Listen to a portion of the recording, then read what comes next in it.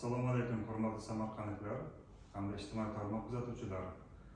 Sizlarga davlat mulki obyektlarini tadbirkorlik subyektlariga ijaraga berish sohasida amalga oshirilayotgan ishlar va bugungi kunda erishilgan natijalar hamda bu sohada bo'layotgan imtiyozlar to'g'risida qisqacha ma'lumot berib o'tsam. Viloyatimizda joriy yil yakuniga qadar 1950 dan ortiq ijara shartnomalarini rasmiylashtirish hisobiga davlat byudjetiga 30 milliard so'mdan ortiq ijara to'lovlarini undirish rejalashtirilgan. Ushbu reja ko'rsatkichlariga erishish maqsadida Samarqand viloyatida 2025-yil 1-may holatiga davlat ko'chmas mulk ijarasiga berish bo'yicha umumiy qiymati 40.212 milliard so'mlik 1812 ta ijara shartnomalari rasmiylashtirilgan. Davlat mulkini ijaraga berishda birinchi yarim yillikda 15 milliard so'm ijara to'lovlarini undirish bo'yicha reja belgilangan bo'lsa, 1-may holatiga ushbu rejani 16 milliard so'mga undirilgan. Yarim yillik reja ko'rsatkichiga nisbatan 111% ga bajarilgan. Shu bilan birga 2025-yil o'tgan davr viloyatimizda umumiy maydoni 53.673 ming kvadrat metrdan iborat bo'lgan davlat mulki obyektlarini, bo'sh turgan qismlarini, xonalarini 352 ta lotlarga bo'lgan holda boshlang'ich 6 milliard so'mga ijaraga berish uchun auksion savdolariga chiqarilgan.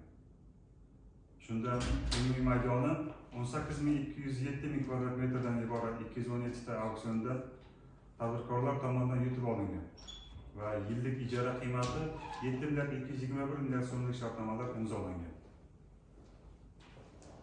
Bundan tashqari joriy yilning 21-apreldagi PF 70-sonli 2025-yil uchun xususiylashtirish dasturi to'g'risidagi O'zbekiston Respublikasi Prezidenti farmoni qabul qilindi. Ushbu farmonda tadbirkorlarni qo'llab-quvvatlash maqsadida davlat mulkini ijaraga berish yo'nalishida imtiyozlar va ko'pgina chora-tadbirlar 6-ilovaga muvofiq tasdiqlangan bo'lib, ular to'g'risida qisqagina ma'lumot berib o'taman. Ushbu ijaraga berish bo'yicha ijarachilarga davlat mulki ko'chmas mulklarini, obyektlarini to'g'ridan-to'g'ri sotish bo'yicha yo'nalishida imtiyozlar berilgan.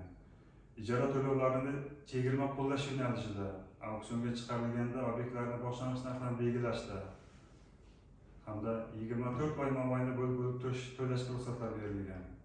Shuningdek, tekin foydalanishga berish yo'nalishida barcha qo'llanilgan imtiyozlar ham yoritilgan. Masalan, ular haqida qisqa aytib o'taman.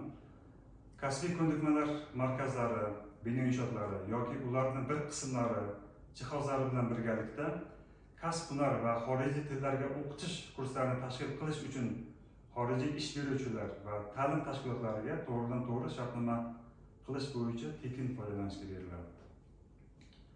Shuningdek, IT parklarining tavsiyanomasiga asosan bo'sh turgan davlat ko'chmas mulk obyektlari, Raqamli texnologiyalar vazirligi tizimidagi tashkilotlari hamda IT park filiallarining davlat mulki bo'lgan bo'sh turgan binolarini va ularning maydonlarini, xonalarini 1 yilgacha muddatga tekin foydalanish huquqi asosida beriladi.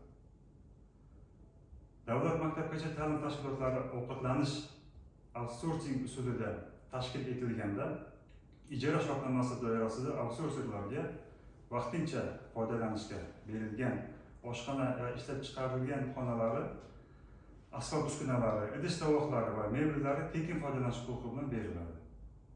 Shuningdek, hozirgi kunda yoshlarimizga keng ko'lamli imtiyozlar berilgan. Prezidentimiz tomonidan ulardan biri yosh tadbirkorlarga, ular yoshlar klasteri hududlariga joylashgan ishlab chiqarish maydonlari, korxona tashkilotlari va ularga 5 yildan ko'p bo'lmagan muddatga tekin foydalanish huquqi bilan beriladi. O'zbekiston Yoshlar ittifoqi a'zo bo'lgan yoshlar, tadbirkorlarga erkin iqtisodiy va kichik sanoat zonalari hududida joylashgan davlat mulki O'zbekiston Yoshlar ittifoqining shahar hamda tuman kengashlarining iltimosiga ko'ra 5 yildan ko'p bo'lmagan muddatga tekin foydalanish huquqi bilan beriladi. Shuningdek, xususiy shaxmat klublariga ular tomonidan shaxmat to'garaklarini tashkil etish, aholiga xizmat ko'rsatish, ularni davlat mulki obyektlari va hududlaridagi yoshlar markazlaridan ijara to'lovlarisiz, kommunal to'lovlari bundan mustasno bo'lgan joy ajratiladi. Ishlab chiqarish sohasida faoliyat yuritayotgan va xodimlar umumiy soniga kamida 70% yoshlar daftariga kiritilgan, yosh bo'lgan va davlat mulki ijaraga olgan tadbirkorlik subyektlariga imtiyozlar berish shartlariga mos bo'lgan ijara haqqi to'lovlaridan 5 yil muddatga ozod etiladi.